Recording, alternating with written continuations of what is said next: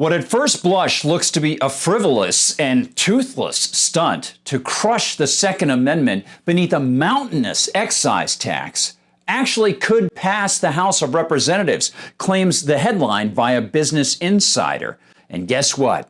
In that other august body, the U.S. Senate, Senator Liz Warren, the Democrat of Massachusetts, indicates that she can get behind it.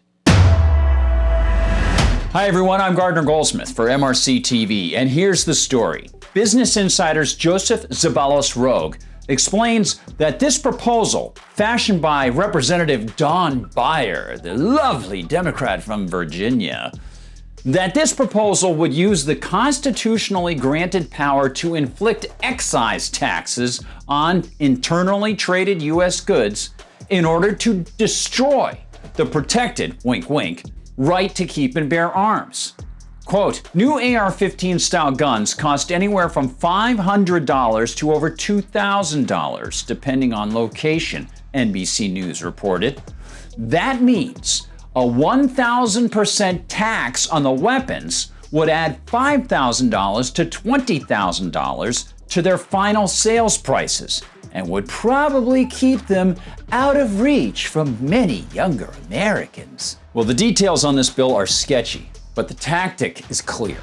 It's a tactic that the Democrats and Joe Biden, along with plenty of Republicans, already utilized in April when they passed their barmy and ludicrous H.R. 7108, which they called the Suspending Normal Trade Relations with Russia and Belarus Act.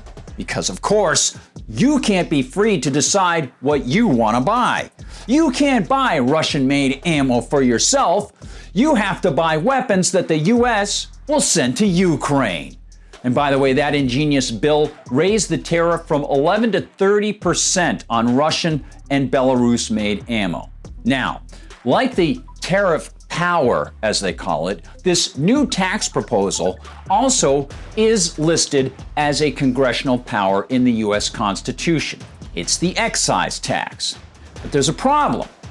As the Washington administration realized when Treasury Secretary Alexander Hamilton led the government into the folly of imposing an excise tax on whiskey, something that slammed rural farmers and whiskey makers much harder than mechanized and internationally trading northeastern whiskey interests, the Constitution offered, and this is key, the Constitution offered no answer as to how the feds could collect any of its excise taxes should the federal government impose a tax and people not willingly cough up the cash. When in 1793 through 1794, whiskey makers in western Pennsylvania, Kentucky, and other agricultural zones refused to pay, well, guess what? Hamilton ordered the Pennsylvania governor to arrest the tax dodgers in the state. And the Treasury Secretary actually claimed that the whiskey makers were engaging in what he called, yeah, this might sound familiar, an insurrection. In the end, public hatred of what Washington and Hamilton did led Washington to actually issue pardons. And as economist Murray Rothbard observed, quote, rather than the whiskey tax rebellion being localized and swiftly put down, the true story turns out to be very different. The entire American backcountry was gripped by a nonviolent, civil disobedient refusal to pay the hated tax on whiskey. No local juries could be found to convict tax delinquents. The Whiskey Rebellion was actually widespread and successful, for it eventually forced the federal government to repeal the excise tax.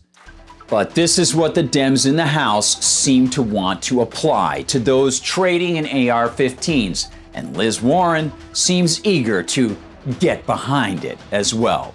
Zeballos-Rogue also writes in a separate piece, quote, it's important to use every tool available, and that includes taxes, in order to put an end to the availability of weapons that are used for murdering people, Senator Elizabeth Warren of Massachusetts told Insider.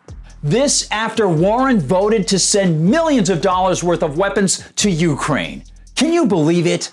Of course, this gun banning in the US by another name through the tax code simply won't work. As the tax burden on any popular item rises, the incentive to move sales into the black market also rises. Dealers and consumers weigh the relative costs and benefits, they weigh the risks and the advantages, and they make their choices. That's why when I worked at a television series in Vancouver circa 1996, a time period, by the way, when Canada had raised its tax on cigarettes so high relative to the United States, it inspired an underground for cigarettes to come into Canada from the United States. Well, I used to hear radio reports about the Royal Canadian Mounted Police, the RCMP, capturing truckloads of smuggled cigarettes. Terrible contraband bound for the black markets. The problems of taxation are manifest, but the key is that it is immoral to force others to pay you when they engage in peaceful commerce. Mafias do that. Politicians do it as well, and they repeatedly try to do it more and more. Right, Liz?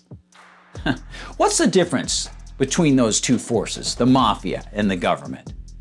Just one thing. The latter calls itself legal.